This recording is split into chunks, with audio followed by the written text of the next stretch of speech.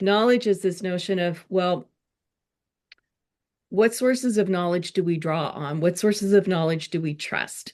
And we know knowledge is a more specific word than information or data. We know there's a lot of information out there. It's not all knowledge, but what sources of knowledge we turn to influences our worldview. So if you just think about media, if we watch one set of media all the time or get all our news from there, it seems like we might have a very different reality than if we watch a different source of knowledge and get all of our information from there. And that speaks to some of the divisions and challenges and polarization that we're seeing in society today.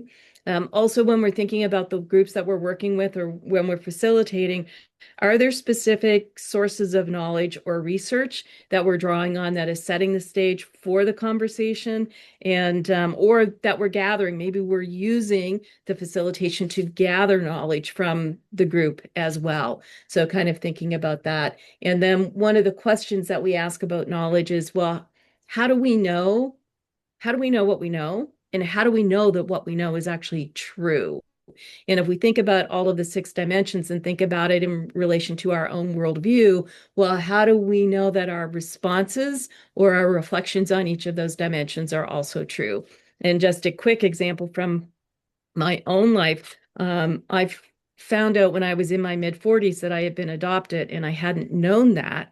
So some of the historical aspects of my life or things from my history that I thought were true were not true, like where I was born or why I was the shortest person in my family or why my hair went gray at a very young age.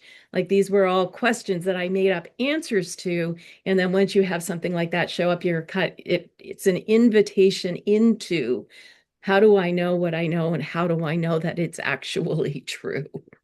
So that's it for the six dimensions. Jerry mentioned that you can work with them horizontally, but you can see that we can also work with them interdependently. And you can think about your worldview from one of the dimensions or from several of them or from all of them.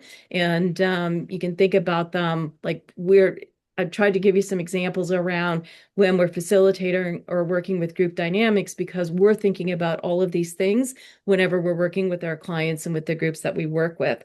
And